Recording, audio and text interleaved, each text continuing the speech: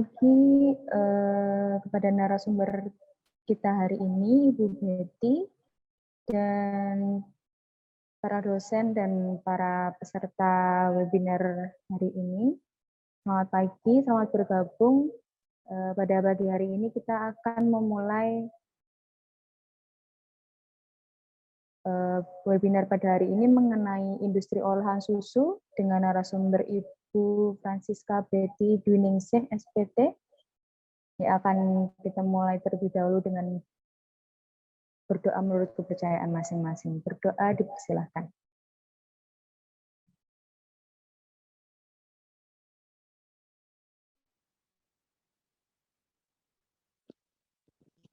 Cukup bagi saya. Perkenalkan, saya Theodora Devi Artika.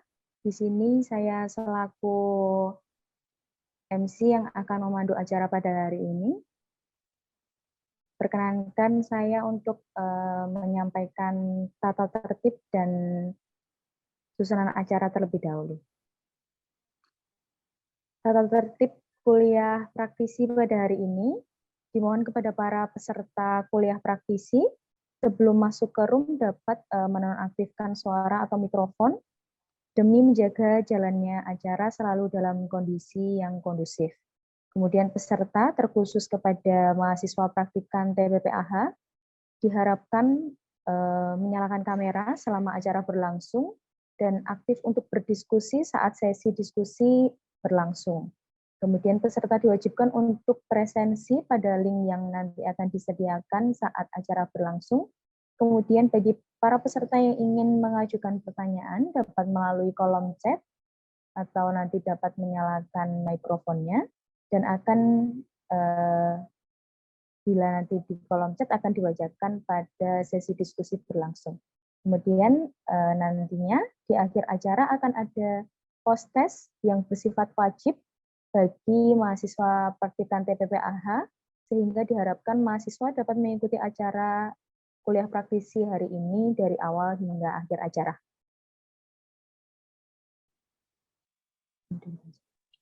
Untuk rundown kuliah praktisi hari ini, untuk yang pertama adalah pembukaan, kemudian sambutan oleh koordinator, kemudian sambutan oleh Kaprodi, kemudian akan dibacakan CV narasumber, kemudian akan dilanjutkan penyampaian materi oleh narasumber, kemudian sesi diskusi, dan penyerahan sertifikat dan foto bersama, kemudian akan dilanjutkan post-test untuk praktikan TPPAH. Untuk sesi diskusi, seperti tadi, bila di tengah penyampaian materi ada yang ingin bertanya, dipersilakan untuk menyalakan mikrofonnya. Untuk acara selanjutnya akan ada sambutan oleh koordinator kepada Ibu Nurulia Hidayah. Saya persilahkan.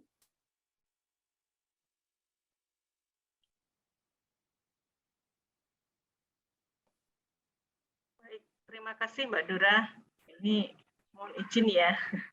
Mohon izin Bu Ika, koordinatornya ini sebetulnya Bu Ika. Karena Pak Kaprodi baru ada agenda, sehingga mohon izin menyampaikan Assalamualaikum warahmatullahi wabarakatuh. Selamat pagi, salam sehat untuk kita semua. Yang kami hormati Bu Ika selaku koordinator mata kuliah praktik pada pagi hari ini, kemudian yang kami hormati Ibu Betty selaku narasumber untuk kuliah praktisi dan adik-adik mahasiswa, adik-adik asisten yang kami cintai. Pertama-tama marilah kita panjatkan puji dan syukur kehadirat Allah Subhanahu wa taala sehingga pada hari ini kita masih diberikan kesehatan, kesempatan untuk mengikuti praktikum gitu ya. Karena itu merupakan hal yang paling utama untuk saat ini. Kemudian mohon izin menyampaikan Bu Betty bahwa kelas ini adalah dari teknologi veteriner. Ini kelas alih program yang tadinya dari diploma kesehatan hewan kemudian ke teknologi veteriner, karena mulai tahun 2020 di sekolah vokasi Universitas Gadjah Mada ini sudah tidak membuka D3 lagi, tetapi sudah membukanya sarjana terapan. Kemudian oleh karena itu di vokasi biasanya kami selalu link and match dengan industri begitu, baik industri yang mikro, menengah maupun yang sudah skala besar. Nah, pada praktikum teknologi pengolahan produk asal hewan ini beberapa sudah menghadirkan juga praktisi-praktisi untuk sharing begitu, sharing yang di industri itu seperti apa begitu, sehingga nanti adik-adik mahasiswa bisa lebih jelas kembali gitu ya, lebih detail. Oh ternyata pengalaman di industri seperti ini begitu ya, apakah bisa dikaitkan dengan yang teori yang sudah disampaikan. Saya kira itu, dan semoga untuk kuliah praktisi pada hari ini dapat bermanfaat tentunya, dan nanti memberikan wawasan yang lebih lagi untuk adik-adik mahasiswa. Bu Betty, mohon izin bisa on cam tidak Bu Betty? Oke, sebentar. Mungkin ini kalau memang menggunakan satu device sebetulnya tidak apa-apa, nanti biar asisten yang share untuk PPT. Tapi kalau memang Bu Betty mau share sendiri juga tidak apa-apa Bu Betty. Okay. Sehat tak Bu Betty? Sehat Mbak Nurul. Feedback soalnya. Ya. Sekarang masih feedback enggak ya? Oh enggak. Baik.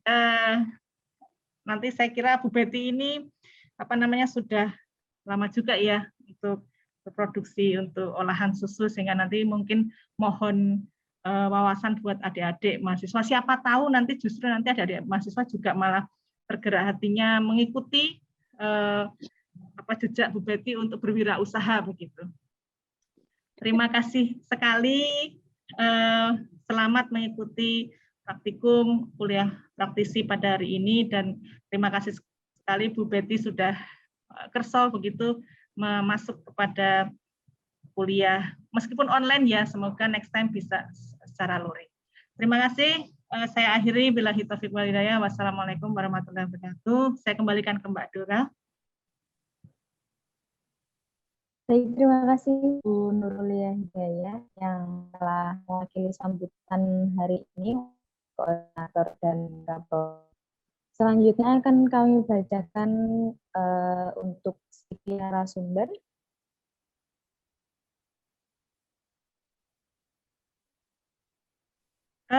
Mbak Dora, ada sambutan dari Kaprodi diwakili oleh Bu Ika. Oh, nggih, baik Bu. Mohon maaf kepada Dr. Ika yang akan mewakili untuk sambutan Kaprodi. Kepada Dr. Ika, saya persilahkan, monggo Dok. Oke, matur nuwun Mbak Dora. Maaf, ini suara saya masuk nggak ya? Masuk, Dok. Ini sepertinya jaringan saya agak trouble. Masuk nggak ya suara saya ya? Masuk, Dok. Oh, masuk. Oh, oke. Okay. Baik. Saya teruskan, mudah-mudahan jaringan di saya bisa stabil ini dan bisa terdengar dengan baik. Assalamualaikum warahmatullahi wabarakatuh. Salam sejahtera untuk kita semua. Semoga selalu dalam keadaan sehat begitu. Dan karena ini masih momen hari raya begitu, tentunya saya, kemudian rekan-rekan dan tentunya Prodi begitu mengucapkan selamat Hari Raya Idul Fitri. Mohon maaf lahir dan batin.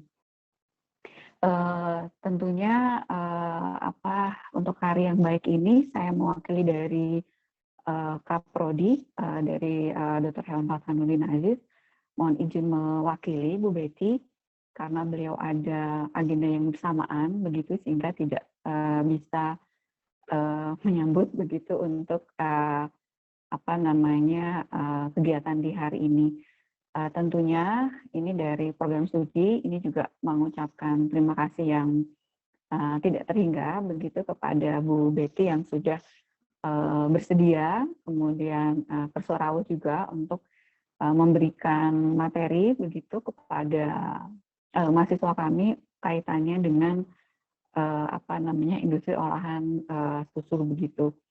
Mudah-mudahan tentunya dari kegiatan hari ini, dari transfer ilmu pengalaman yang tentunya diberikan oleh Bu Betty bisa memberikan wawasan, kemudian pencerahan dan juga tadi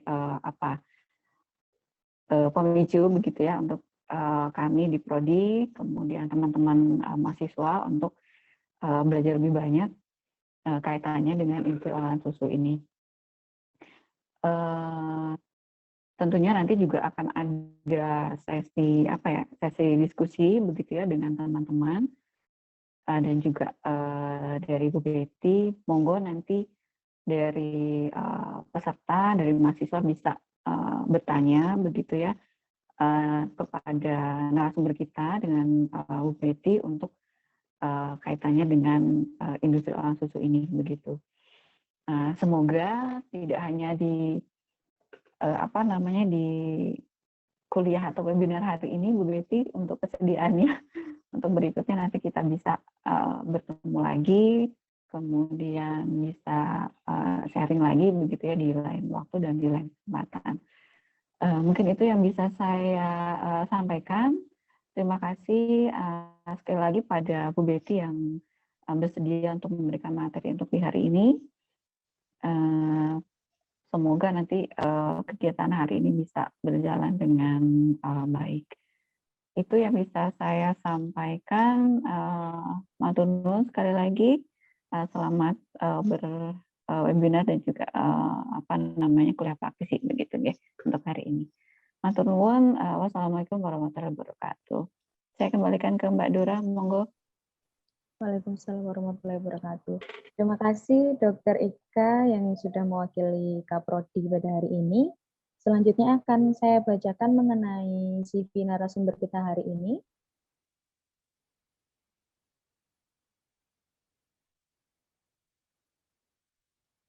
Narasumber kita hari ini adalah Ibu Francisca Betty Dwiningsih, SPT. Riwayat pendidikannya di Universitas Gadjah Mada Yogyakarta pada tahun 1998 sampai tahun 2003, berpendidikan di Department of Animal Product Technology, Faculty of Animal Husbandry. Kemudian untuk experience-nya pada September 2016 sampai dengan sekarang, menjadi Research and Technical Consultant of Dairy Product untuk fermentation product. Kemudian Maret 2019 sampai dengan sekarang menjadi Business Owner untuk Mayo Food. Kemudian Desember 2015 sampai dengan September 2016 di PT Danica Indocipta menjadi Busdev dan Marketing Manager, kemudian Product Development dan Halal Team. Kemudian pada Juni 2007 sampai September 2016 di PT Wijaya Putra Adi Perkasa menjadi Kultur Division Manager.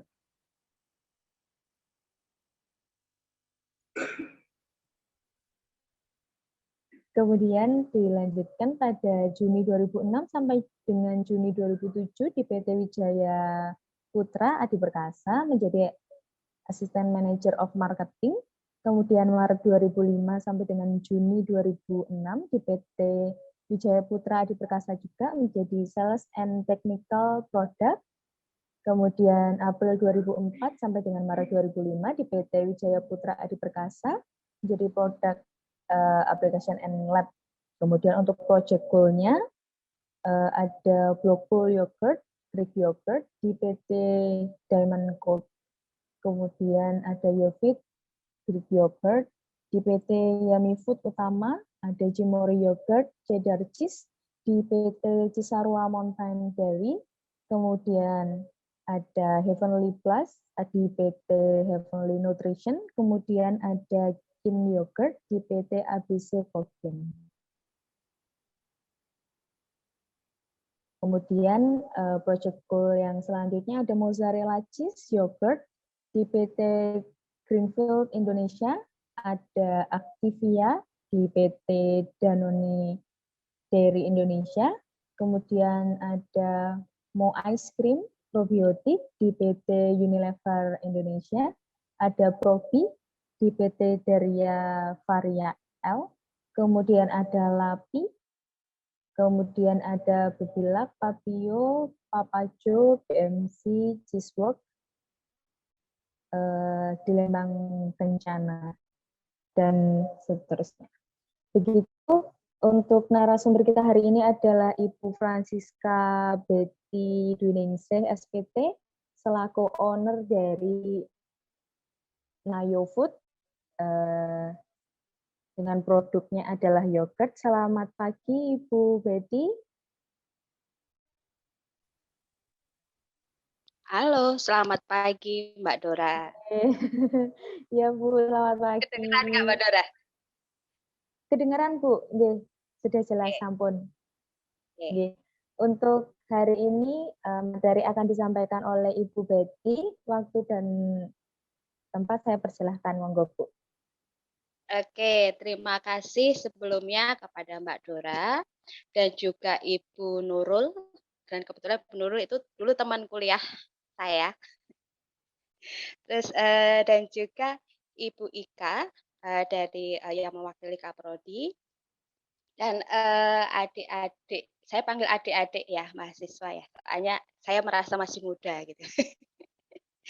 Oke, dan adik-adik mahasiswa, terima kasih karena saya, Betty, diberi kesempatan untuk bisa sharing di sini untuk dengan adik-adik semua tentang ya sharing pengalaman kemarin kerja dan sekarang tentang persusuan di Indonesia. Oke. Mungkin langsung aja ya ke Mbak Dora untuk slide-nya. Kita langsung masuk aja ke materi. Untuk CV tadi udah ya.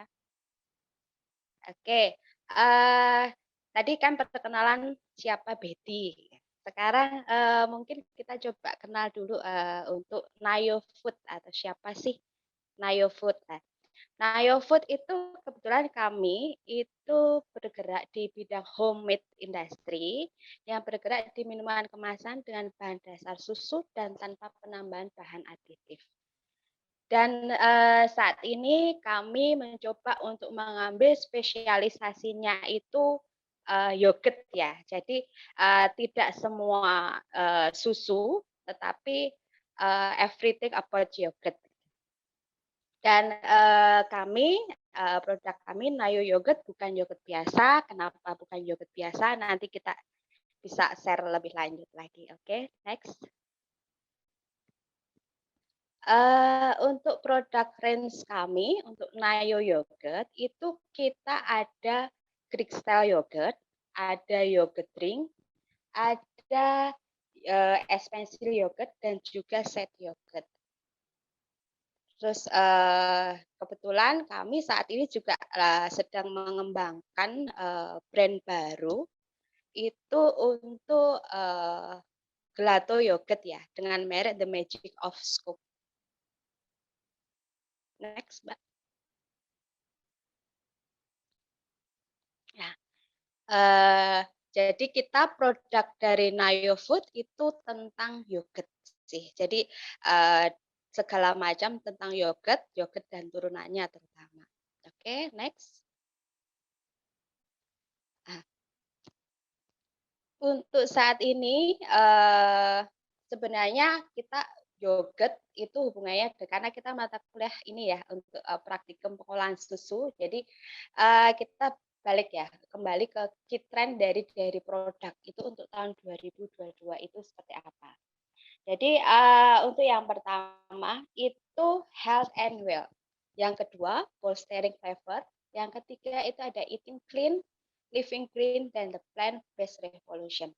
Sebenarnya untuk tren dari produk ini sebenarnya juga tidak jauh-jauh karena adanya pengaruh dari pandemi ya, pandemi dan akhirnya orang itu berbondong-bondong untuk pola makan, pola apa yang dikonsumsi itu menjadi sedikit berubah ya. Terutama misalnya kayak untuk masalah health and wealth.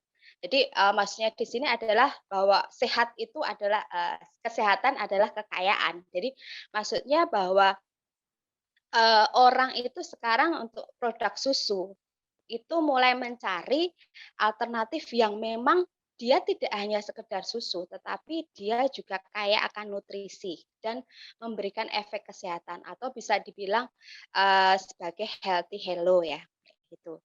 Selain itu sebagai produsen, karena kita sebagai produsen maka kita pun harus berkewajiban istilahnya biar bisa memenuhi pasar maka kita harus menggunakan bahan-bahan yang berkualitas. Baik itu dari sisi susunya maupun dari sisi ingredient yang lain misalnya untuk perasa itu kita pakai buah dan vitamin yang memang bagus. Selain itu untuk bolstering flavor ini balik lagi karena efek dari pandemi itu akhirnya muncul nih apa namanya tradisional flavor ya. Jadi karena kita kan pandemi kemarin itu banyak bekerja di rumah dan aktivitas itu banyak di rumah, akhirnya kan kadang-kadang boring ya. Boring, gabut kayak gitu kan. Jadi akhirnya mencoba apa sih biasanya akhirnya banyak yang bisa kayak masak-masak atau makan kayak gitu kan. Jadi akhirnya mulai muncullah namanya kayak traditional flavor. Jadi misalnya kalau untuk saat ini ada tren itu terutama kayak di India itu ada golden milk ya. Golden milk itu kan dari turmeric atau dari kunyit ya, susu kuning dari kunyit. Nah, itu kan termasuk produk-produk herbal, rasa herbal kayak gitu. Terus selain itu juga karena balik lagi pandemi, inovasinya pun juga dari sisi rasa buah-buahannya pun yang dipilih juga buah-buah yang memang memberikan efek kesehatan dan juga dari buah dan sayur juga. Terus tren yang ketiga itu eating clean dan living green. Jadi maksudnya adalah bahwa konsumen itu makin kesini itu dia pengen tahu produk yang dia makan itu apa sih. Jadi sumbernya dari mana, produknya juga ramah lingkungan apa tidak, dan juga ketelusuran sumber dari mana itu jelas. Misalnya dari sisi pertaniannya, dari proses produksinya produk itu seperti apa, dari transportasinya gimana, dan dia memastikan bahwa produk yang dimakan itu minim terhadap pencemaran lingkungan sampai segitunya gitu. Jadi bahkan mereka kalau bisa menemukan produk seperti itu mereka tuh membayar dengan mahal juga nggak masalah seperti itu. Dan yang selanjutnya adalah untuk revolusi berbasis tanaman. Karena ya ini juga kalau saya lihat belakangan ini makin gencar ya orang kayak edukasi terhadap meminimalisir mengkonsumsi produk-produk isu-isu tentang konsumsi meminimalisir konsumsi yang berlebihan produk dari turunan hewan.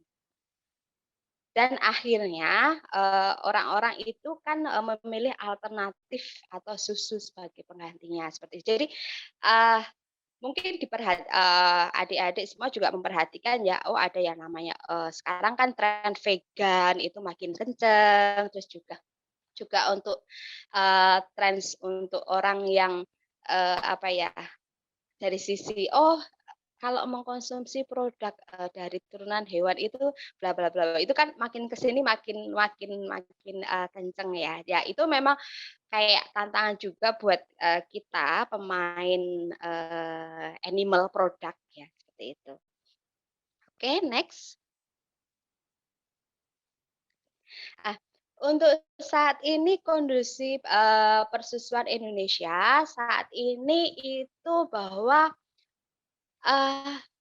untuk suplai dari susu itu masih supply lokal itu masih sekitar 26%, sedangkan sisanya itu adalah impor. Jadi mungkin adik-adik di sini juga sebenarnya gimana sih kalau yang namanya kita mau usaha itu kan pasti akan melihat peluangnya seperti apa, seperti itu. Jadi kita untuk dunia persusuan itu masih sangat berpeluang ya. Jadi karena kita sendiri itu baru kebutuhan lokal, kebutuhan kita Indonesia itu baru bisa terpenuhi dari hasil lokal itu baru sekitar 26%. Sementara sisanya itu masih impor. Oke, next. Dan ini contoh data yang ada itu dari 26%. Jadi ini dalam bentuk tonase ya, jadi dalam bentuk ton. Jadi produksi susu di Indonesia saat ini itu di tahun 2021 itu di angka sekitar baru di angka 900 ribuan ton ya. Dan 900 ribuan ton itu masih baru memenuhi 26% dari kebutuhan untuk Indonesia sendiri. Oke, next. Ini kita mau ngomongin masalah fermentasi, mungkin untuk dunia peternakan itu fermentasi itu bukan sesuatu yang asing ya. Jadi fermentasi itu ada macam-macam, ada yang dari fermentasi dari zaman dulu ada yang namanya tempe, ada yang namanya tape, itu sebenarnya produk lokal yang berhasil fermentasi. Terus selain itu juga ada keju, ada wen, ada juga yogurt. Dan itu bedanya adalah hanya ke arah bakterinya aja sih yang dipakai. Oke, next. Mungkin karena Kinayo itu produknya adalah yogurt, mungkin saya akan lebih detail untuk sharing tentang peryogetan ya. Jadi sebenarnya ini, mungkin kita di pasaran banyak nih menemukan produk-produk yogurt dengan berbagai merek ya. Cuma kadang-kadang kita nggak tahu nih sebenarnya macam atau tipe yogurt itu seperti apa. Taunya oh yang namanya susu asam itu adalah yogurt gitu kan. Tetapi ternyata dari sisi rasa, dari sisi perbentukannya itu yang namanya yogurt itu ada beberapa tipe pembagian ya. Jadi misalnya dari sisi bentuk itu ada yang namanya drinking yogurt. Nah, drinking yogurt itu yogurt yang seperti apa? Jadi yogurt drink itu kan minum gitu kan. Jadi untuk drinking yogurt itu adalah yogurt yang memang kemasan atau bentukannya adalah memang kita siap untuk diminum. Jadi yang namanya minum ya encer, kayak kita meminum air. Ya, minum air kan encer ya. Jadi bukan agak kental-kental kayak gitu. Jadi kadang-kadang kita masih rancu ya masyarakat bahwa oh yang namanya drinking yogurt itu adalah yogurt yang dibotolin itu pasti drinking yogurt gitu kan. Tapi ternyata ada pembedaan. Jadi kalau untuk drink yang namanya drink itu yang memang seperti kayak air minum, kayak encer. Kayak namanya air minum itu kan encer ya, kita langsung minum tanpa ada halangan seperti itu. Sedangkan kalau misalnya dalam bentuk botol ada juga kan ya seperti drink bentukannya, tetapi ternyata di leher kayak agak nyangkut. Itu istilahnya kalau di dunia peryogetan itu drinkable. Jadi produk yang masih possible untuk diminum gitu seperti itu. Sedangkan selain itu ada lagi nih yang namanya stirred yogurt. Jadi biasanya kalau di pasaran itu stirred yogurt itu bentuk produknya di dalam cup kecil-kecil dan di situ di dalamnya sudah ada kayak fruit prep-nya. Jadi kayak buah-buah jamnya itu dan kita ngaduk itu. Itu namanya namanya stir yogurt.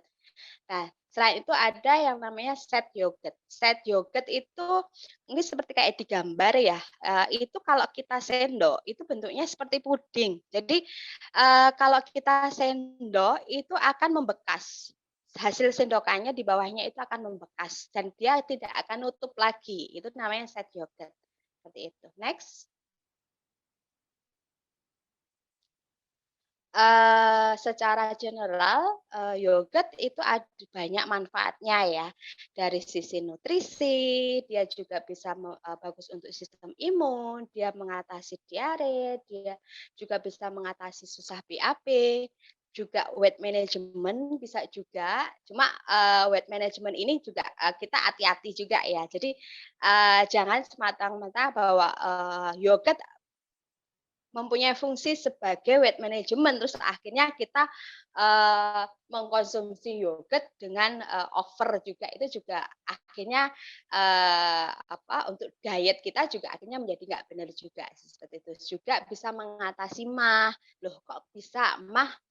Kan asam, yogurt asam, tapi kok bisa juga untuk mengatasi MAH itu bisa. Dan mengatasi lactose intolerance bisa juga IBS dan juga mengatasi alergi. Oke. Next. Untuk proses pembuatan yogurt sendiri, ini kita mau coba sharing untuk proses pembuatan yogurt secara kita Nayo Food atau Nayo Yogurt di skala homemade ya. Jadi menggunakan alat-alat yang di rumah tangga ada. Oke, next. Nah, sebelumnya meskipun kita homemade nih, kita juga harus menentukan bahan-bahan yang akan kita pakai. Misalnya susu. Susunya itu seperti apa, terus juga bakteri dan juga buah-buahannya itu seperti bagaimana. Jadi biasanya kalau untuk susu itu kita harus memilih susu itu yang pertama, dan itu syarat utama itu bahwa susunya harus bebas antibiotik. Jadi kenapa kok harus bebas antibiotik? Ya karena kalau susu mengandung antibiotik, maka karena sifat antibiotik secara umum itu kan dia menghambat pertumbuhan bakteri ya. Jadi atau membunuh bakteri, baik itu bakteri yang baik, bakteri patogen itu tetap terbunuh sama antibiotik. Jadi susu yang kita pakai itu harus bebas antibiotik. Yang kedua, susu kita itu nggak rusak. Nah, gimana sih caranya kita homemade nih, apakah kita juga harus menggunakan alat-alat yang mahal-mahal? Karena memang industri susu itu bisa dibilang kategorinya termasuk industri yang cukup mahal ya. Tetapi kita yang jelas gini, kalau yang biasa kita lakukan adalah memang sebelum kita menentukan raw material susu yang akan kita pakai, itu biasanya memang dulu sebelumnya kita coba cross check nih beberapa peternak-peternak susu sapi yang ada di Jogja, karena kita ada di Jogja, Bantul, maka kita pilih nih supplier-supplier susu sapi. Kita cobain semuanya. Susu-susunya itu kita cobain. Awalnya kita cobain beberapa 2-3 kali kita cobain. Dan itu hasilnya gimana? Dari situ kita kayak screening supplier istilahnya ya. Jadi akhirnya dari situ kita akhirnya memutuskan hanya memakai 1-2 supplier susu segar yang ada di Jogja. Karena kenapa? Karena ya memang dari hasil trial di awal, screening di awal, ya memang yang standar dan sebagainya, ya memang hanya 1-2 perusahaan tersebut, 1-2 peternak tersebut. Terus selain itu setelah kita sudah menentukan screening nih peternaknya itu yang mana, syukur-syukur kita punya peternakan sapi sendiri. Jadi kita bisa tahu nih kualitas sapi kita, susu sapi kita itu seperti apa. Karena Nayo kita tidak punya peternakan, maka ya kita melakukan screening di awal seperti itu. Terus selanjutnya, setelah kita sudah menentukan screening-nya, kita lihat nih pada waktu susu kita terima, maka kita biasanya ujinya ini ya, kita memang tidak melakukan uji antibiotik karena antibiotik sih memang termasuk kosnya lumayan mahal ya. Cuma ya kita gini, ada semacam kayak kerjasama sama peternak bahwa nih ya ya istilahnya ada MOU-nya lah. Kalau misalnya sampai tidak jadi ya kita minta bahwa memang itu susu yang disuplai ke kita itu memang tidak mengandung antibiotik. Biasanya peternak kan tahu ya sapi-sapi yang dikasih antibiotik itu yang mana, maka kita minta itu yang tidak dikasih antibiotik. Ya kompensasinya apa? Memang kita membeli susunya di atas sih, lebih di atas dari rata-rata. Cuma memang dari sisi kos kelihatannya kita lebih mahal ya, tetapi kita bisa meminta jaminan ke mereka bahwa mereka itu mensuplai susu yang seperti yang kita mau, seperti itu. Terus pada waktu kita terima susu, kita melakukan uji yang namanya uji titik didih dan titik alkohol ya. Jadi ini uji yang sangat mudah dilakukan. Kalau untuk uji alkohol itu yang jelas ini aja susu dimasukkan ke dalam tabung reaksi yang kecil itu, terus kita masukin alkohol, kita kocok-kocok. Nah, kalau itu pecah atau ada apa partikel di dinding ya berarti itu susunya sudah rusak. Terus selain itu juga titik didih sebenarnya sama juga sih. Jadi kita hanya kita rebus ya, rebus sampai mendidih ya. Kalau misalnya itu pecah ya berarti memang susunya banyak kontaminannya atau mikrobialnya itu lebih tinggi. Atau kalau sudah terbiasa, kita itu akan bisa mendetek nih bau susu yang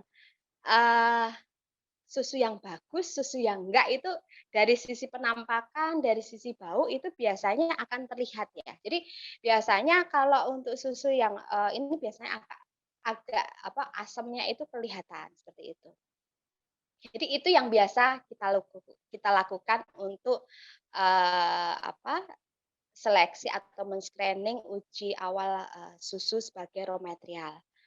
Terus yang kedua adalah pemilihan untuk bakteri. Nah, untuk bakteri yang kita pakai, kita memang kebetulan karena dulu saya bekerja di perusahaan yang memang bermain-main bakteri dan jualan bakteri dan ya memang sih kita akhirnya memang kita memilih menggunakan bakteri yang standar ya. Maksudnya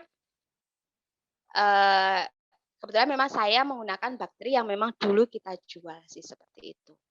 Dan pemilihan bakteri sebenarnya kalau untuk pemilihan bakteri yang jelas kita mesti tahu bahwa yang namanya yogurt, bakteri yogurt itu ya nggak ada yang namanya rasa tape.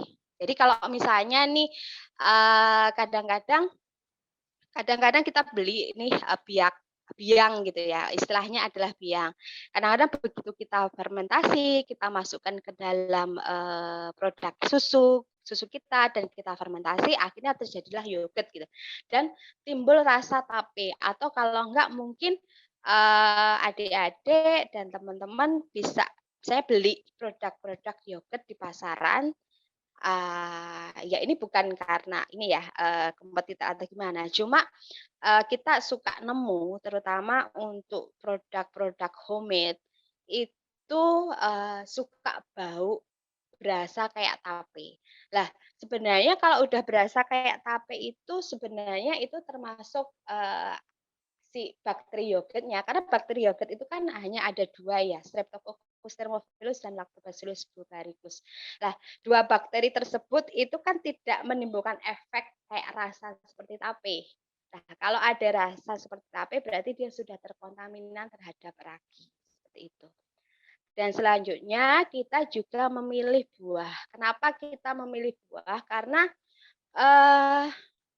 pemain yogurt di Indonesia itu saat ini adalah perusahaan-perusahaan yang sudah lumayan besar dan kita Mayo itu kan homemade ya. Jadi kita nggak mau hanya bersaing apple to apple terhadap perusahaan besar, makanya kita memilih rasa itu kita dengan menggunakan buah asli. Jadi kita tidak menggunakan esen ataupun selai seperti itu.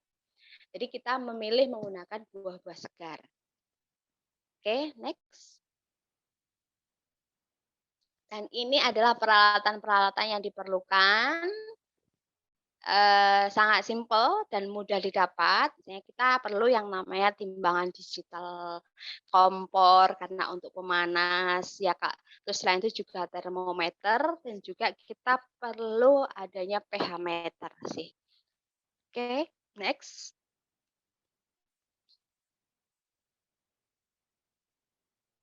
Next. Oke, ini kita ada fermentor. Jadi yang kotak itu kita fermentor istilahnya. Jadi dia kotakan untuk memfermentasi susu. Kita setting suhunya sesuai dengan suhu fermentasi. Jadi kita hold di situ. Dan yang sebelahnya itu adalah sistem pasteurisasi kita. Jadi kita nggak punya mesin pasteurisasi. Kita sistem pasteurisasinya adalah dari panci to panci gitu. Jadi sistemnya kayak semacam water batch ya. Jadi panci di bawah itu kita ada air mendidih, terus di dalamnya ada panci lagi yang kita taruh dengan susu seperti itu.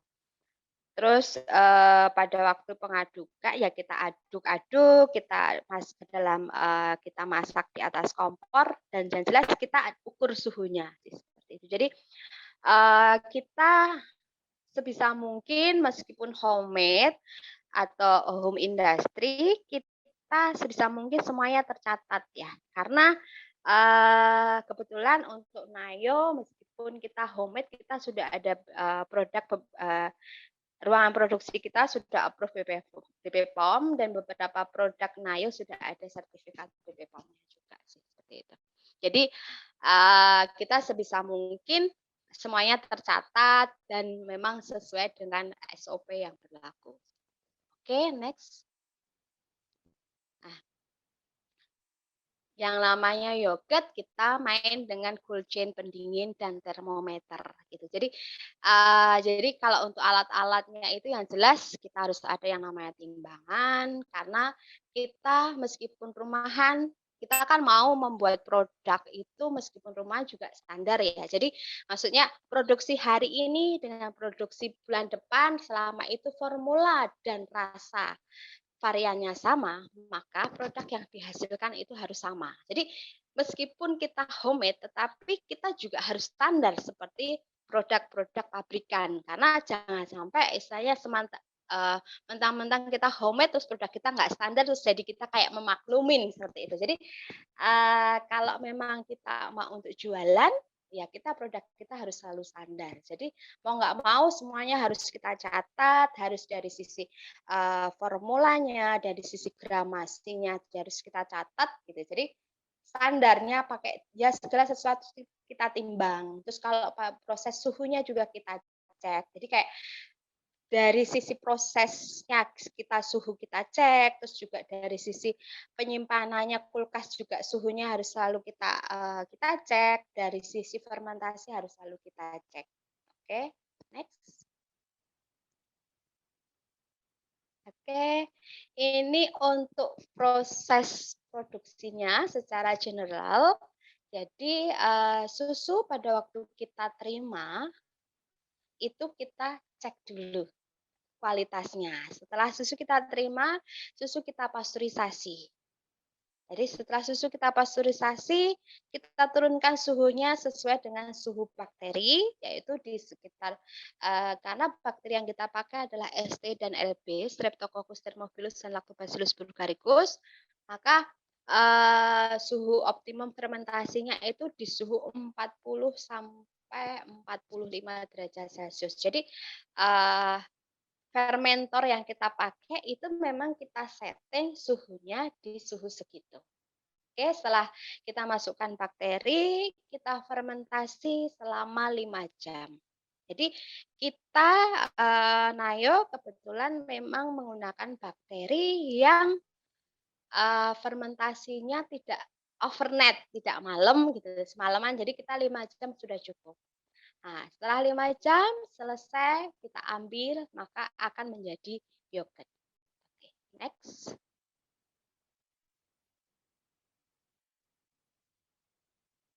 Next. Nah, oke, ini produk kita, Nayo Food, itu kita menggunakan sari buah asli, kita rendah gula dan tidak kecut. Jadi, kenapa kok kita itu tidak kecut tetapi rendah gula? Karena kadang-kadang yogurt itu identik dengan yogurt yang asam seperti itu. Apalagi kita Jogja biasa makan Jogja itu kan makanan Jogja itu khasnya adalah gudeg ya. Gudeg itu kan manis gitu ya. Jadi apa-apa produk di Jogja itu kecenderungannya manis gitu kan. Jadi kenapa kita memilih yogurt itu tidak terlalu kecut dan tidak kecut bahkan itu karena ya memang market kita adalah orang Jogja, terus cuma karena kita produknya adalah healthy product, healthy hello. Kalau kita itu produk kita itu tidak kecut tetapi gulanya tinggi, itu kan sama aja bohong ya. Jadi kita gulanya rendah dan kita juga menggunakan sari buah. Oke, next. Oke, next. Kok bisa yogurtnya Nayo itu tidak asam tapi rendah gula? Ya karena kita memang kebetulan kita memilih bakteri yogurt yang memang tidak asam. Jadi sebenarnya bakteri yogurt itu tidak semuanya asam. Jadi dengan perkembangan teknologi di industri persusuan dan perfermentasian sendiri memang sebenarnya bakteri yogurt itu ada beberapa tipe gitu ya. Jadi ada yang memang dia tipe menghasilkan flavor yogurt itu yang strong, bahkan very strong. Ada juga yang medium, ada juga yang mild, bahkan ada juga yang very mild. Jadi kita memang memilih bakteri yogurt generasi yang sekarang. Seperti itu. Oke, next. Ini bukan kita ini ya istilahnya dalam industri persusuan itu kita banyak menemukan suka dan sukanya. Oke, next.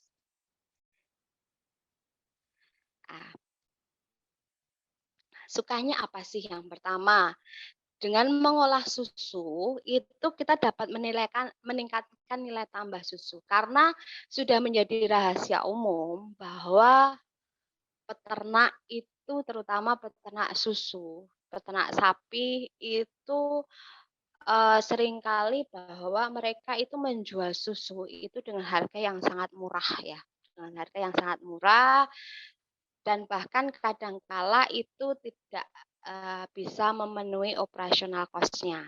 Jadi dengan kita dengan mengolah susu jadi bisa meningkatkan nilai tambah susu. Selain itu karena kita mintanya yang agak macam-macam ya, mesti syarat-syarat khusus, maka kita memang membeli produk susu segar dari peternak itu lebih mahal daripada pada umumnya. Terus yang kedua, bahwa untuk menghasilkan produk yang baik dan berkualitas dan standar itu cukup challenging ya untuk dunia persusuan karena susu itu kan termasuk kategori produk yang high risk ya, banyak sangat mudah mendatangkan kontaminan, terus juga mudah rusak. Jadi kita handlingnya itu memang perlu khusus ya. Jadi memang kita berhati-hati. Selain itu juga cold chain yang mahal, terus juga produk mudah rusak dan juga kita harus memastikan raw material yang kita pakai itu selalu baik. Dan kalau raw material yang kita pakai baik, maka kemungkinan besar itu adalah untuk kualitas produk pun juga akan selalu bagus. Seperti itu. Next. Oke, ini di kita dan kayaknya sih sudah. Terima kasih. Mungkin ada pertanyaan. Monggo silakan.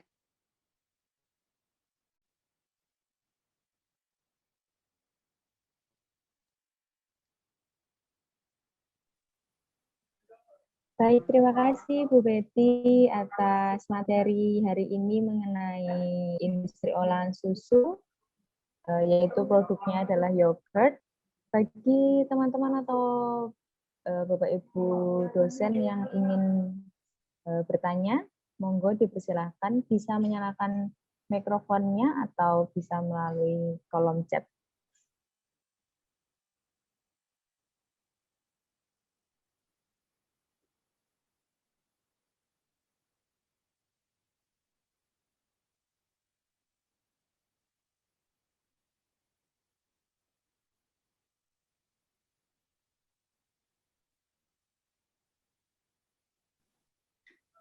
Mohon izin Mbak Dora sambil Nggih, monggo, menunggu Bu. mahasiswa yang lain. Nih, Bu Betty, Oke. pernah nggak misalkan dalam proses pengolahan itu yang yogurt ada terjadi mungkin ya, yang produk yang tidak sesuai kriteria. Nah, itu kira-kira berapa persen tingkat yang tidak sesuai kriteria, kemudian treatmentnya kalau nggak sesuai kriteria terus di bagaimana Manain. selanjutnya untuk treatmentnya? Nggih. Oke, makasih Mbak Nurul. Untuk tidak jadi itu kita pernah, gitu kan. Terutama kemarin pada waktu di awal-awal pandemi ya, itu nggak jadi. Bahkan saya membuang susu atau membuang yogurt yang lumayan banyak sih waktu itu, sampai 100 liter gitu. Tuh, nah, karena kenapa kok seperti itu? Karena gini, kadang-kadang waktu kemarin waktu pandemi itu kan peternak itu susah untuk membuang susunya ya. Jadi kayak mengeluarkan susunya itu susah, terutama untuk peternak-peternak yang dia mayoritas tidak diambil oleh perusahaan. Perusahaan susu gitu kan. Jadi mereka yang istilahnya kayak mengolah susunya sendiri, misalnya dipasteurisasi, ada juga yang dibikin yogurt seperti itu. Jadi akhirnya karena susah, makanya kan ya biasa, mereka tetap menerapkan sistem FIFO juga ya, sama ya kayak kayak industri besar gitu. Jadi mereka juga menerapkan sistem FIFO, akhirnya susu yang dikasih ke kita itu memang susu yang nggak fresh gitu kan, jadi nggak baru kayak gitu. Cuma balik lagi karena memang kita di awal kan kita sudah ada MOU-nya ya, bahwa ini kalau nanti susunya nggak bagus maka ada bla bla bla seperti itu. Dan kebetulan memang kemarin pada waktu kita terima kita juga udah mendeteksi bahwa kok ini kayaknya nggak bagus gitu kan. Cuma kan balik lagi ya kadang-kadang kalau kita tidak on paper, penolakannya tidak on paper, itu kan kadang-kadang peternak juga nggak mau gitu kan, karena hanya berdasarkan indera indera penglihatan kita, pembauan kita gitu kan. Makanya akhirnya kita waktu itu bilang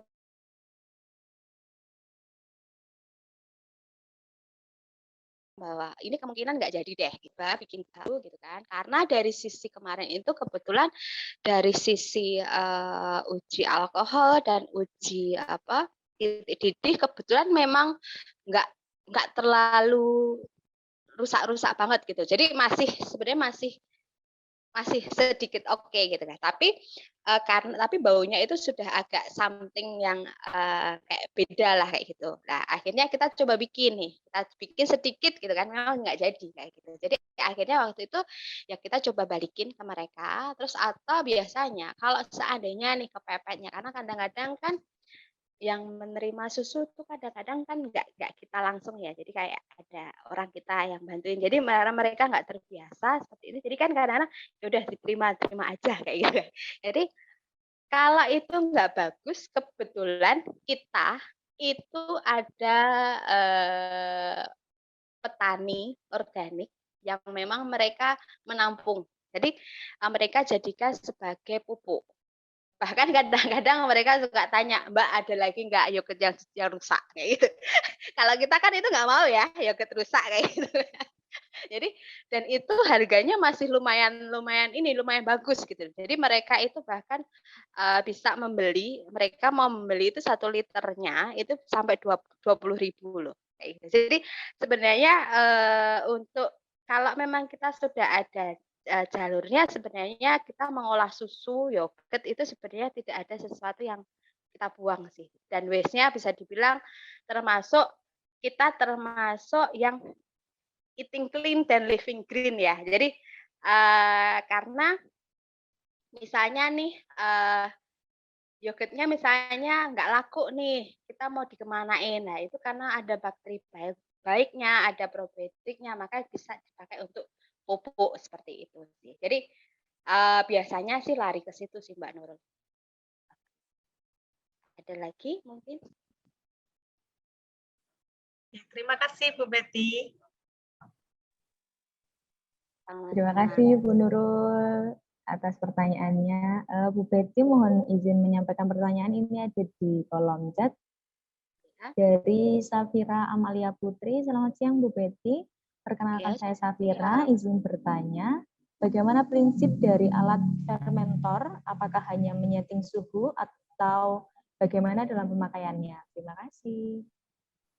Iya, sebenarnya ini sih, kalau untuk makanya dan kebetulan ini ya, jadi sebenarnya kalau untuk industri susu terutama untuk yogurt fermentasi itu sebenarnya kalau dibilang mudah bisa juga mudah, gampang gitu kan.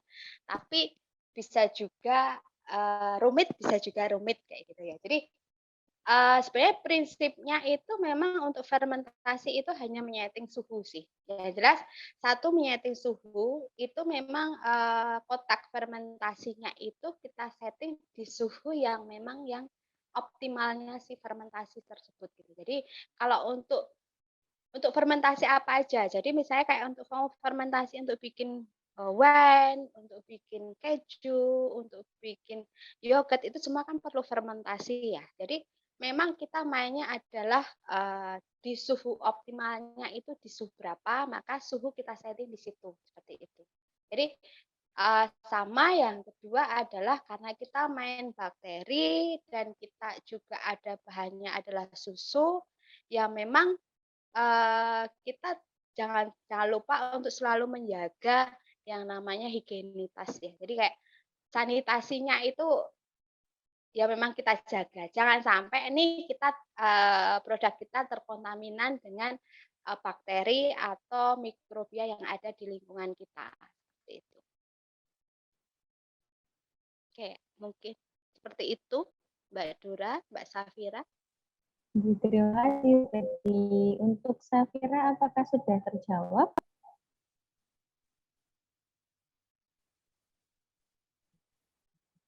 Oke, ini ada pertanyaan lagi dari Mbak Desi. Selamat pagi, Bu Betty. Perkenalkan saya Desi dari Praktikan. Izin bertanya, terkait pemilihan buah-buahan, apakah semua buah bisa dipakai, termasuk buah-buah yang asam? Apakah akan mempengaruhi produk yogurtnya sendiri? Gitu. Terima kasih. Oke, terima kasih. Terima kasih Mbak Desi. Pertanyaannya ini ya, bagus ya. Karena memang untuk buah itu memang ini sih, kita harus mengenali, namanya kita mainan dengan produk-produk yang natural gitu ya. Buah pun mempunyai karakter dan sifat yang memang ini ya sendiri-sendiri. Jadi misalnya nih gitu kan, kita memang harus kenal buah yang akan kita pakai itu buah yang bagaimana seperti itu, dan karakternya seperti apa kita memang harus mengenalin itu. Beda kalau kita mainannya dengan esen ya. Kalau esen itu kan ibaratnya nih apa ya produknya apa dia kayak kualitasnya standarnya itu ya standar flat seperti itu. Tapi kalau buah itu memang beda-beda. Misalnya contohnya kita untuk yogurt kita, jujur aja memang kita belum menggunakan yogurt rasa lemon atau jeruk gitu kan.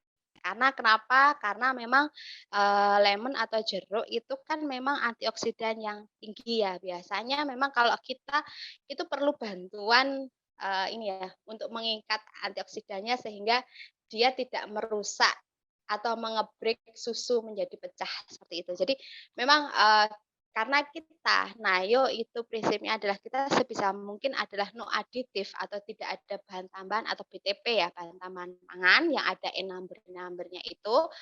Makanya kita sebisa mungkin menghindari buah-buah yang memang perlu treatment khusus seperti itu. Jadi misalnya kita hanya menggunakan buah-buah itu yang selalu ada, misalnya kayak stroberi, mangga, nanas, dan pisang. Dan ternyata nih pada awalnya sama nih, kita menganggap bahwa itu sama gitu kan. Jadi akhirnya kita coba nih semuanya, belajar. Ternyata dengan berjalannya waktu, kita waktu itu pernah ada case ya. Ternyata tiba-tiba yogurt kita ada yang pahit.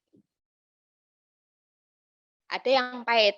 Nah, bahkan kita udah mendeklar nih bahwa produk kita itu dari sari buah asli kayak gitu kan.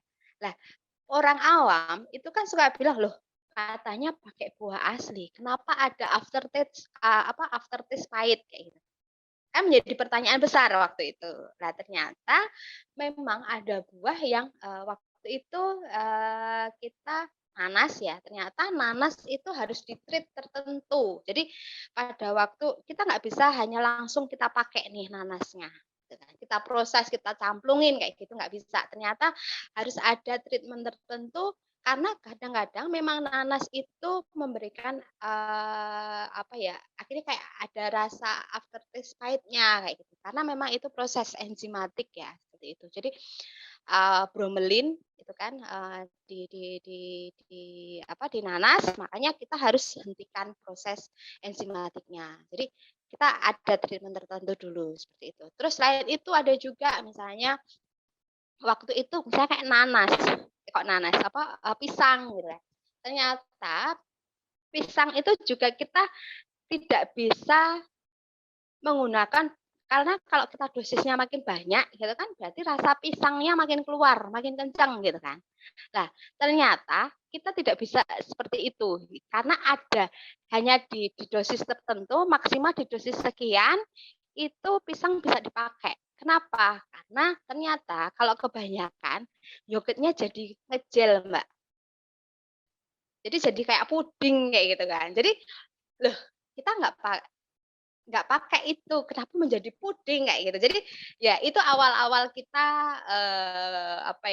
produksi dulu kita mengalami hal semacam itu. Makanya dari situ akhirnya kita oh ternyata bahwa ya kita learning by doing ya. Memang dulu kita ini ya bergerak di bidang fermentasi, kita biasa ini dengan bakteri, tetapi untuk masalah flavor buah itu kan buat saya itu termasuk dunia baru kayak gitu. Jadi akhirnya ya kita learning by doing. Jadi oh ternyata menimbulkan ketemu dengan masalah kita harus pecahkan apa? Kita harus pecahkan bagaimana. Jadi ya kita memang harus coba kayak gitu. Dan untuk misalnya buah-buahnya apa, ya memang itu challenge-nya. Apalagi produk kita, misalnya kita tidak langsung konsumsi, misalnya nih kita produksi hari ini terus habis hari ini, kan enggak ya. Jadi kita ada shelf life-nya gitu kan.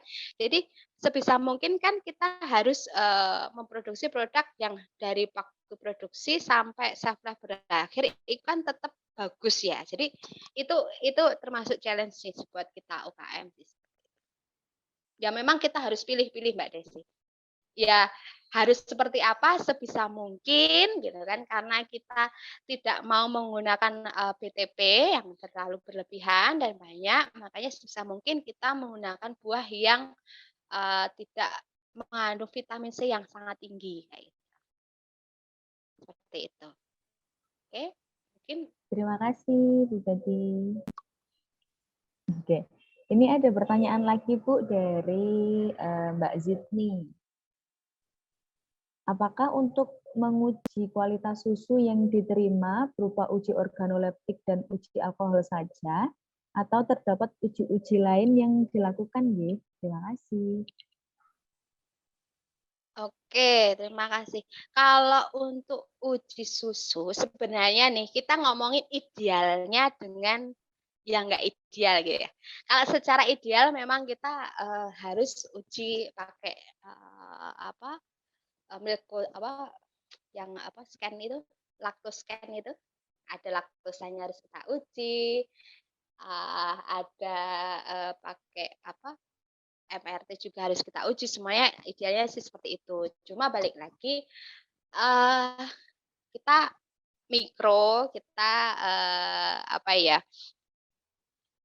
dari istilahnya kita mikro dengan budget atau investasi yang seadanya. Jadi ya akhirnya kita melakukannya itu. Yang kita lakukan adalah screening supplier di awal, Mbak.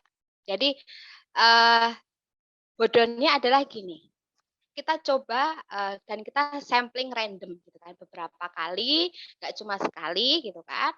Kita beli screening suppliernya susu. Biasanya kalau kita nggak ngasih tahu duluan itu kan memang originalnya seperti itu gitu ya. Jadi kita pokoknya kita saklek di situ. Begitu kita menemukan satu kali aja dia tidak komit atau nggak bagus, maka akan saya reject. Karena kita nggak mau ibaratnya kayak gambling gitu kan. Karena kita nggak mau gambling kayak gitu. Jadi akhirnya kita harus mencari memang supplier susu yang komit seperti itu. Karena kenapa seperti itu ya? Kita memang maunya susah di awal. Jadi kayak kita screening dulu suppliernya di awal. Itu kan susah ya. Jadi mau nggak mau memang kita coba sih mereka. Makanya dari situ akhirnya kita nemu nih supplier-supplier yang memang bagus seperti itu. Ya memang nggak banyak sih yang bagus, hanya 1, 2 aja sih yang seperti itu yang masuk ke kategori kita. Makanya dari situ akhirnya kenapa kok saya melakukan seperti itu, karena kita tahu dengan kondisi kita. Kondisi kita itu kan equipment-nya nggak canggih, bahkan lebih kalau tadi saya lihat di ini ya, video video di depan tadi, equipment kita itu nggak canggih, bahkan jauh-jauh lebih canggih punyanya lab kasih gitu. Jadi kita hanya ya makanya kenapa kita menggunakan organoleptik dan hanya menggunakan uji alkohol dan titik didih seperti itu. Gitu sih. Ya secara idealnya harusnya memang harus dianalisa semuanya kayak gitu ya. Tapi karena kita adanya alatnya itu makanya ya kita hanya uji didih, uji alkohol dan juga pH sih, tambahan ada pH-nya. Seperti itu. Begitu, Mbak.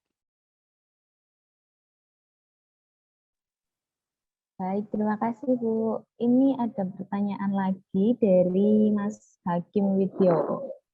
Mohon izin bertanya terkait sertifikasi halal dan dokumen jaminan mutu lainnya seperti ISO, apakah sudah dipenuhi dalam proses produksinya, J? Untuk QC-nya sebelum terdistribusikan ke customer, apa saja yang dilakukan, Bu, terkait rasa atau penyimpanan atau umur simpan atau pendistribusian? Terima kasih. Oke, terima kasih Mas Hakim. Untuk masalah perizinan, kita ISO belum, tetapi kita halal sudah dan BPOM sudah ya. Jadi ya kita memang menggunakan equipment atau meskipun rumah tangga, tetapi ya kita mencoba untuk achieve terhadap memang persyaratan-persyaratan yang memang diharuskan sama BPOM. Minimal adalah halal dan BPOM terlebih dahulu. Karena balik lagi gitu kan, balik lagi ke istilahnya ke budgeting gitu. Kalau untuk ISO gitu kan apa ya, memang idealnya memang harusnya seperti itu, tetapi kita karena memang kita juga shelf life produk kita juga nggak terlalu panjang dan juga jangkauannya itu masih bisa kita jangkau karena masih di Jogja seperti itu, makanya kayak ISO bahkan sebenarnya kalau jangkauannya itu masih di dalam provinsi sebenarnya itu BPOM itu nggak wajib, jadi yang penting NKV itu mutlak kayak gitu. Jadi kita kalau mau ya kalau usaha itu kalau kita mau menunggu ideal maka kita nggak akan jalan-jalan kayak gitu. Jadi ya kita seadanya dulu, kita jalan dari situ kita mulai naik. Yang jelas sebisa mungkin sebelum kita bisa memenuhi kayak perizinan seperti ISO seperti itu ya sebisa mungkin kita prosedur kita di intern kita itu memang sudah ada SOP-nya kayak gitu. Jadi SOP, terus kita juga ada sanitasi yang kita lakukan secara rutin, terus juga ada alur prosesnya itu jelas. Jadi sesuai dengan alur proses dari BPOM dan kita memang sudah ada izin BPOM-nya seperti itu. Dan untuk quality control itu memang untuk stability, terutama untuk stability sebelum kita menentukan stability testnya itu kita cetok berapa karena kan dalam BPOM kan juga harus ada nih, oh ya ini shelf life-nya berapa lama seperti itu kan. Jadi ya memang sebelumnya kita memang ada lakukan stabilitas yang real sih kalau kita, karena shelf life produk kita itu kan nggak panjang ya, jadi hanya jadi sekitar 2 mingguan aja gitu. Jadi 8 hari sampai 2 minggu, maka kita melakukan stabilitasnya, stabilitas real. Realnya gimana? Bukan terus kita jemur seperti itu, enggak. Ya karena kita produk kita itu kan distribusi atau disimpannya ada suhu dingin, maka kita realnya kita simpan di dalam showcase. Jadi bukan kulkas yang rumah tangga, tetapi showcase. Bahkan sebenarnya di awal pun kita juga melakukan 2 sih. Jadi kita stability di showcase dan kita stability kita simpan di kulkas rumah tangga. Jadi kalau kita simpan di rumah tangga itu seperti apa kayak gitu. Jadi dari situ sebenarnya kalau stability kita di intern kita, Nayo itu produknya bisa stabil sampai 3 minggu. Tetapi kita hanya mengatakan di label itu kita hanya 8 hari. Karena kenapa seperti itu? Karena itu untuk istilahnya untuk menjaga kalau itu selama distribusi ada suhu yang naik, terus juga mungkin penyimpanannya itu dicampur kulkasnya penuh kayak gitu. Jadi itu kan biasanya agak turun ya sebenarnya untuk menjaga seperti itu. Dan kalau untuk sistem pendistribusiannya, pengirimannya, kita selalu kirim dengan menggunakan es. Jadi tidak, misalnya nih, tidak yogurt dikantongin terus dibawa gitu, enggak. Tapi pasti kita di dalamnya botolan yogurt, terus kita kasih es, kita seal gitu, pakai lid tie itu. Kita kirim seperti itu. Jadi meskipun itu hanya dikirim di Jogja, ya kita menggunakan pendingin sih seperti itu. Oke, sudah menjawab belum ya Mas Hakim? Terima kasih Bu Betty atas penjelasannya, sudah menjawab. Oke, terima kasih. Oke, baik. Terima kasih untuk teman-teman praktikan yang sudah sangat aktif untuk berdiskusi. Ada lagi dari teman-teman yang mau ditanyakan kepada Bu Betty?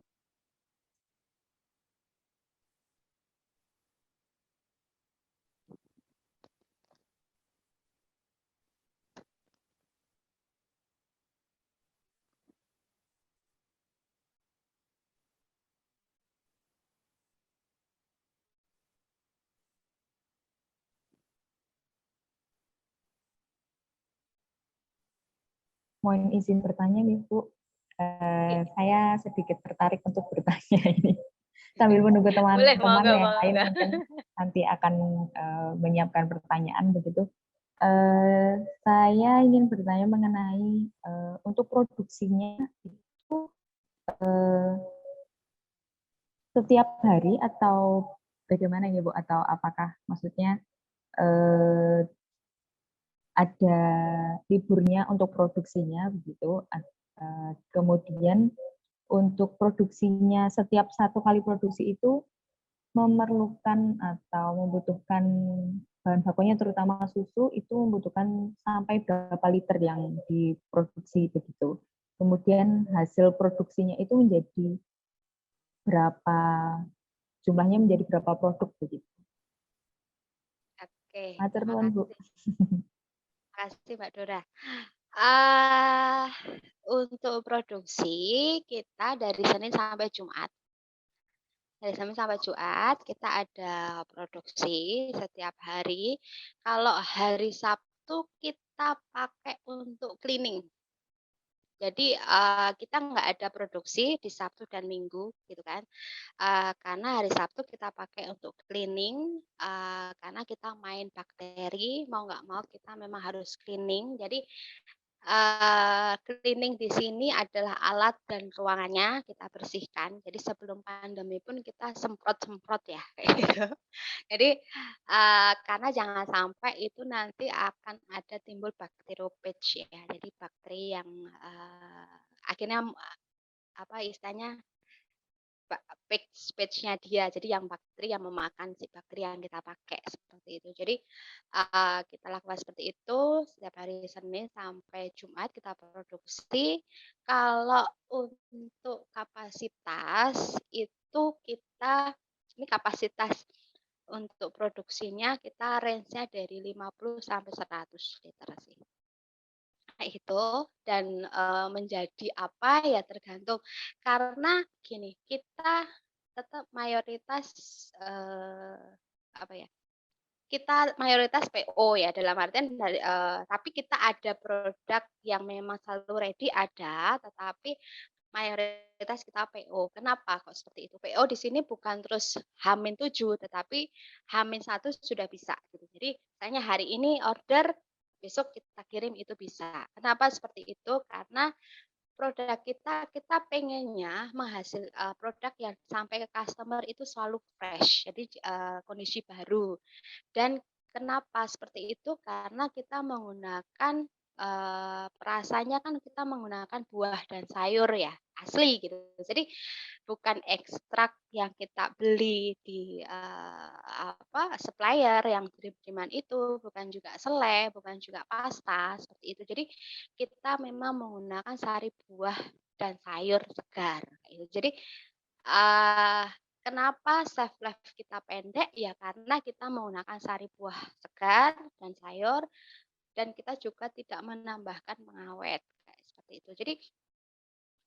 Jadi kenapa shelf life pendek dan kita kenapa PO ya biar si customer itu mendapatkan shelf life-nya itu ya memang shelf life maksimal. Jadi tidak tidak, karena kita kan untuk terutama untuk yogurt yang ada rasa-rasanya, itu biasanya kita patokannya di, shelf life-nya 8 hari sih. Jadi, kalau misalnya kita produksinya itu misalnya yang kita kirimkan misalnya udah 2 hari produksi, 3 hari produksi kan nanti, sampai ke tempatnya Mbak Dora, kan tinggal shelf life-nya tinggal berapa lama, seperti itu sih. Jadi, eee, kita menerapkan seperti itu. Memang, kelihatannya rempong ya, tapi ya itu kelebihan kita gitu kan, kelebihan kita homemade, kita nggak mau untuk pabrikan mungkin mereka nggak mau melakukan hal itu gitu ya. Jadi biarkanlah pabrikan melakukan hal yang mereka mau lakukan dan untuk yang susah-susah biar kita yang melakukan gitu.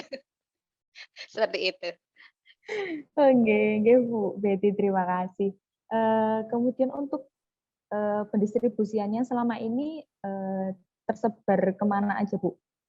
Untuk PO-nya biasanya dari mana saja begitu?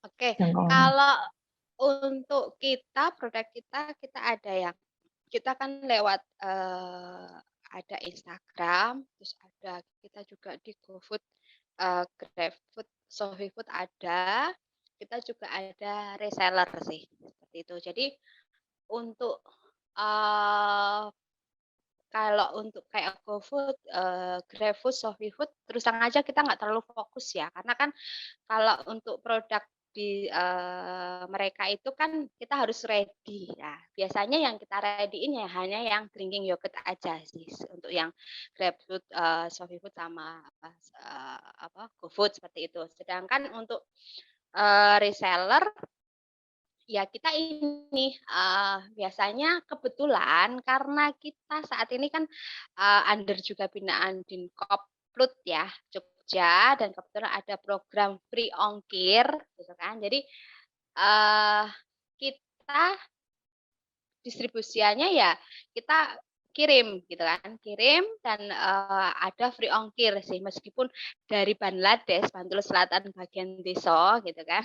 Tapi kalau mau dikirim ke Jogja kayak gitu, itu bisa bisa. Jadi bahkan masih bisa, free ongkir karena itu ada free ongkirnya itu tercover sampai 50 sampai 70.000 sih seperti itu.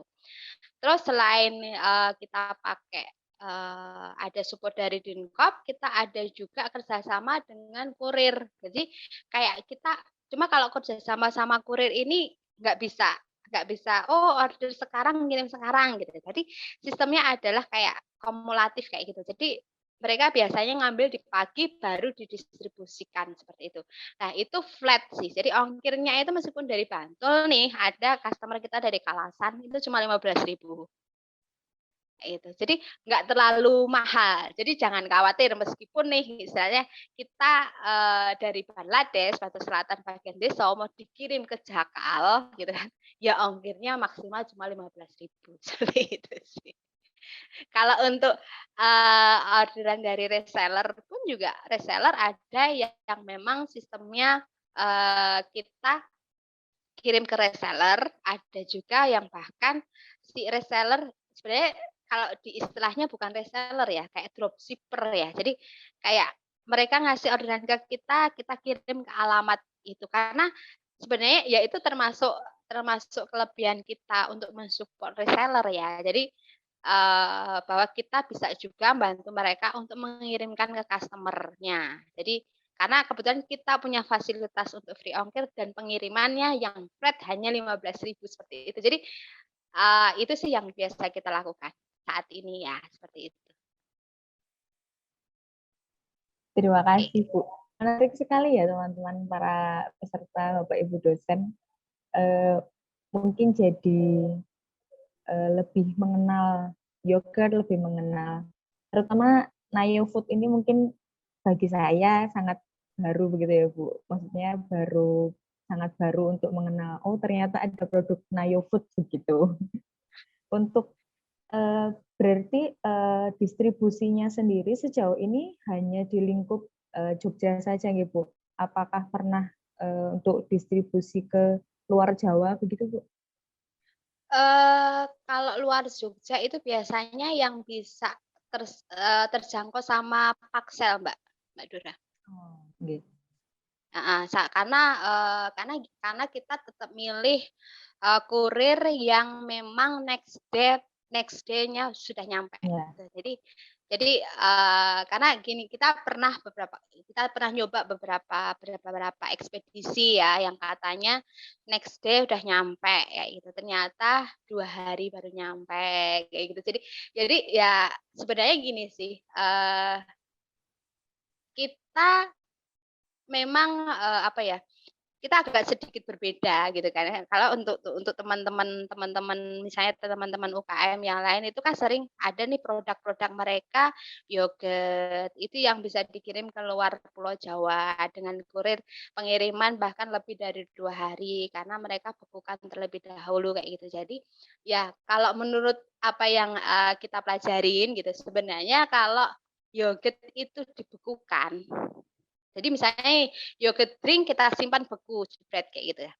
Nah, itu maka akan bakteri yang hidupnya itu akan banyak yang mati ya gitu. Jadi makanya harus menggunakan formula tertentu. Misalnya nih kayak misalnya nih kita punya yogurt frozen ya, terutama dalam bentuk es pensil maupun yang sekarang ini gelato. Nah, itu kan formulasinya berbeda dengan yogurt pada umumnya. Jadi bukan terus yogurt drink kita bekukan masuk ke freezer, enggak. Tapi kita sedikit berbeda karena tujuannya apa? Melindungi bakterinya supaya pada waktu kita simpan beku itu kondisinya masih bagus gitu. Jadi enggak banyak yang mati seperti itu. Jadi ya kita memang agak berbeda sih dengan teman-teman yang lain dan selain itu juga mungkin Mbak Dora bisa perhatiin nih untuk produk-produk yang skala pabrikan pun, gitu kan, skala pabrikan pun gitu kan, itu coba deh,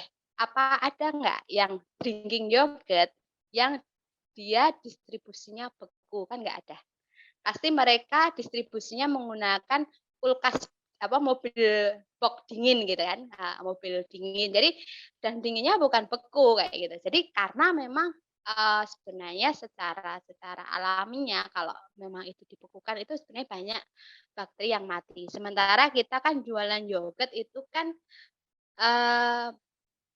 jualan yogurt tidak hanya sekedar rasa yogurt, gitu kan. Tetapi juga bakterinya beda dengan yogurt yang dalam bentuk Tetra Pak ya. Jadi Tetra Pak UHT itu kan jelas bakterinya sudah dimatiin kayak gitu kan. Jadi yang dijual adalah nutrisi dari yogurt, bukan bakteri dan nutrisinya kayak gitu. Jadi sementara kalau kita kan karena produknya adalah fresh, ya kita jualannya adalah bakteri dan yogurtnya, maka kita sebisa mungkin menghandling ya lebih hati-hati sih seperti itu.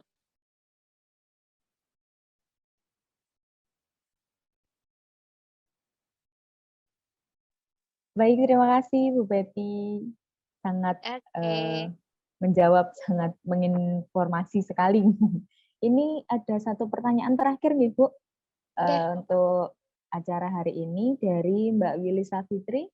Mohon bertanya, mungkin sebelumnya saya terlewat, apakah ada alasan tertentu mengapa yogurtnya tidak menggunakan pengawet makanan yang dapat menambahkan waktu konsumsi? Terima kasih.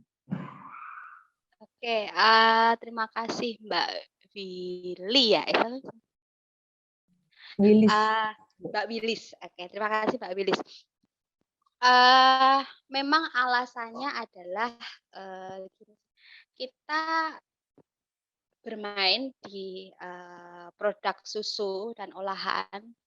Susu dan olahan itu kan identik dengan produk-produk yang healthy hello ya. Jadi produk-produk yang sehat kayak gitu. Jadi makanya kita bermain. Kenapa kita memilih nggak menggunakan pengawet? Karena kan kalau pengawet itu beda dengan pengawet yang natural karena sebenarnya saat ini pun juga udah ada juga bakteri yang memang dia bisa mengextend shelf life ada juga gitu ya. Tetapi secara umum pengawet itu kan ini ya ada dalam jumlah pemakaian tertentu dan identiknya itu kan kurang sehat kayak gitu. Jadi ibaratnya nih kalau kita membeli mobil BMW tetapi jok mobilnya itu plastik kan jelek ya. Maka akan lebih bagus kalau kita mobil BMW itu kan joknya kulit kan kayak gitu. Jadi kalau menurut saya sangat sayang dengan produk susu yang identik dengan produk yang healthy hello tetapi menggunakan bahan-bahan yang kita pakai itu tidak healthy gitu, tidak sehat seperti itu. Jadi ya itu adalah alasan pertamanya. Yang kedua adalah biasanya pengawet itu dia itu kan bekerjanya itu membunuh bakteri kan. Jadi membunuh bakteri yang baik maupun yang nggak baik kan seperti itu. Jadi kecenderungannya pengawet itu dia juga membunuh bakterinya kita gitu. Jadi bakteri yogurtnya seperti itu. Jadi terus apa dong kelebihannya yogurt gitu ya? Karena kita kan maunya kan fresh product gitu. Jadi akhirnya kan kita nggak mau seperti itu. Terus selain itu juga karena kita kan menggunakan sari buah segar ya. Dengan sari buah segar itu akhirnya kan secara alaminya pun kan dia juga shelf life-nya nggak terlalu pendek. Makanya kita bermainnya adalah on prosesnya aja. Jadi kayak ya prosesnya aja yang kita lebih sanitasinya dan juga ada proses pemanasan yang tepat. Jadi akhirnya shelf life-nya bisa bisa kita perpanjang. Jadi bukan dengan menambahkan aditif kayak gitu atau bukan menambahkan BTP tapi kita on prosesnya aja. Kayak misalnya nih sebenarnya kayak mungkin juga diperhatikan juga di pasaran produk-produk susu ya. Produk-produk susu terutama dari perusahaan-perusahaan yang sudah besar itu mereka kecenderungannya memang seminimal mungkin menggunakan BTP gitu. Jadi karena kenapa? Karena ya memang itu susu itu kan healthy product yang sehat gitu. Nah kalau kita cemarin sedikit kan sayang kayak gitu kan. Jadi misalnya nih meskipun misalnya susu UHT, mereka kan tidak menambahkan BTP, menambahkan pengawet untuk memperpanjang shelf life, tetapi mereka menggunakan proses produksinya dengan UHT, terus juga dengan ada juga yang susu botol dalam bentuk retouch kayak gitu. Jadi itu kan dia on prosesnya yang dia pakai. Jadi bukan bahan yang masuk ke mulut kita kayak gitu. Jadi Itu sih alasannya kalau dari sisi kita, dan kita mencoba, apa ya, sebisa mungkin kita homemade, tetapi kita juga agak idealis lah, seperti itu. Bahkan, kita juga ini sih, tidak menutup misalnya, customer minta yang berbeda, jadi tidak sesuai dengan standar produk kita. Misalnya low fat, low kalori, no sugar gitu bisa juga. Jadi, makanya kadang-kadang ya itu kembali lagi sih ke apa namanya, ke komitmen yang kita pegang itu apa gitu. Ya kalau kita Nayo kebetulan kita mencoba untuk komitmen untuk di depan kan kita, eee, me-mention bahwa kita tidak ada bahan aditif ya. Jadi kayak meminimalisir aditif atau BTP. Jadi itu memang concern concern kita sih di situ, seperti itu. Baik, terima kasih Bu Betty. Sudah terjawab ya Mbak Wilis? Baik, itu tadi pertanyaan terakhir dari acara kita hari ini. Terima kasih Bu Betty. Terima kasih para peserta yang sudah sangat antusias untuk bertanya. Sangat ingin tahu sepertinya Bu. Mungkin nanti kalau teman-teman masih ada yang mau ditanyakan bisa langsung menghubungi ke Instagramnya Nayo ya Bu, atau melalui WhatsApp yang sudah tertera tadi ya. Begitu Iya, teman-teman. monggo. Monggo dari Bu Betty apa ada?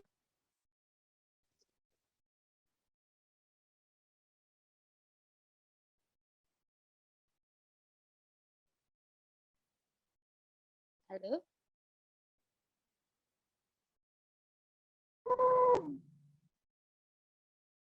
Halo, gimana Mbak? Halo? Putus. Oke. Apakah ada sepatah dua patah kata bagi untuk mengakhiri webinar kita hari ini? Monggo Bu. Oke, terima kasih sebelumnya. Apa ya, berpatah-patah nanti.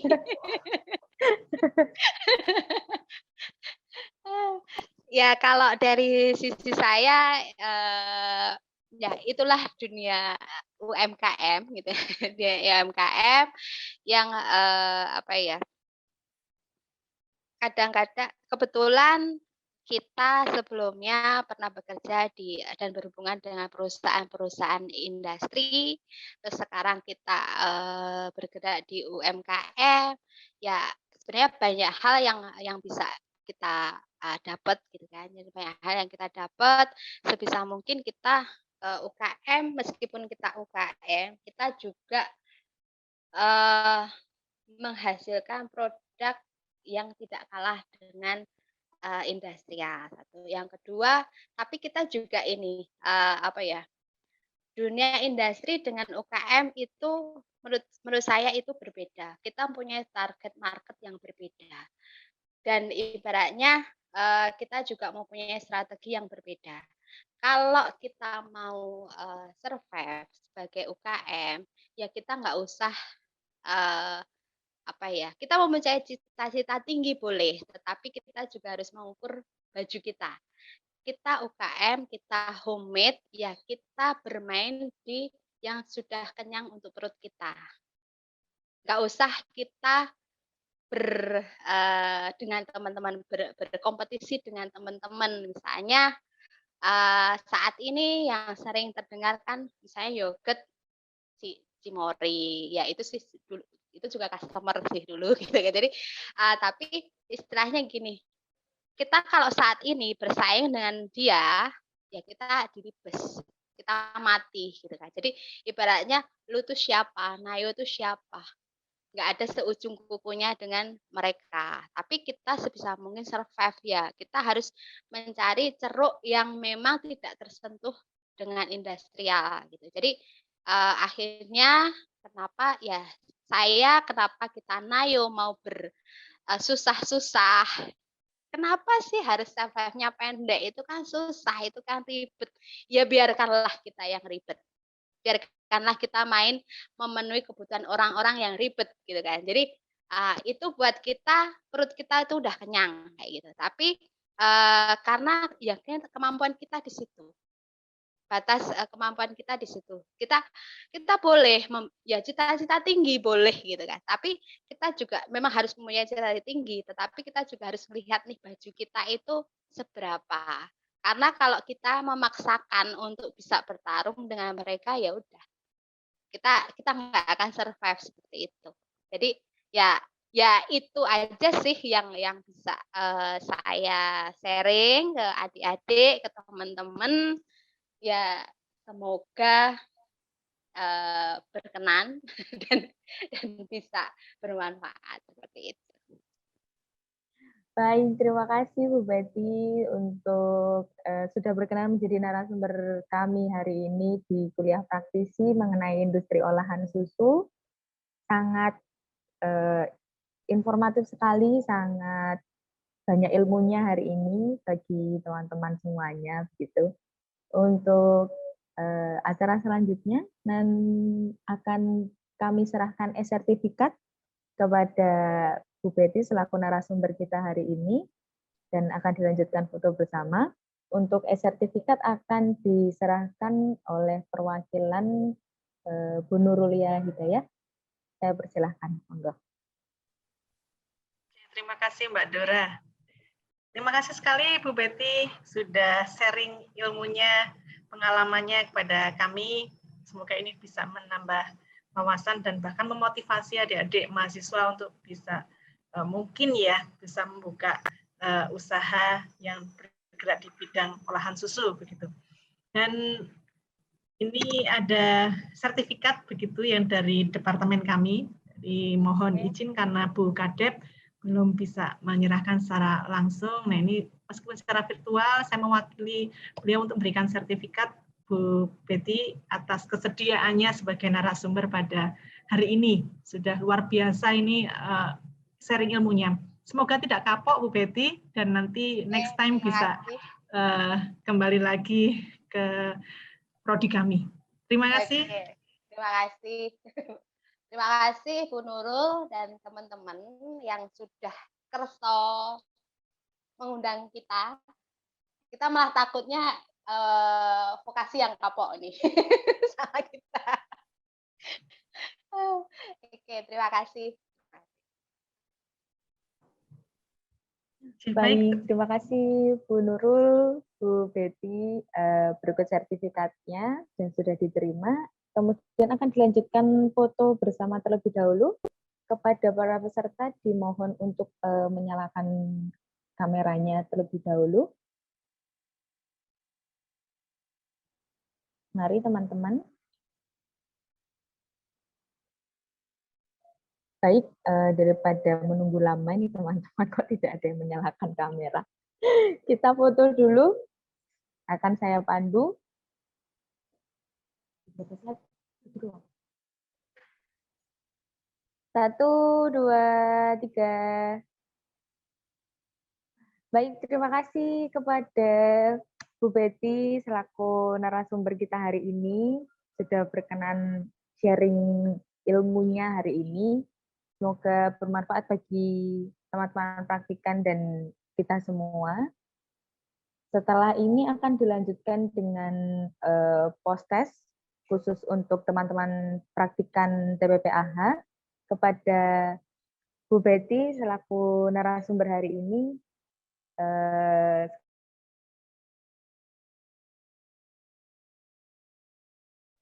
Oh iya. Bila ingin melanjutkan aktivitas dan meninggalkan room ini, dipersilahkan, monggo Bu. Terima kasih Bu Betty. Ya, terima kasih. Terima kasih Bu Betty, matur nuwun.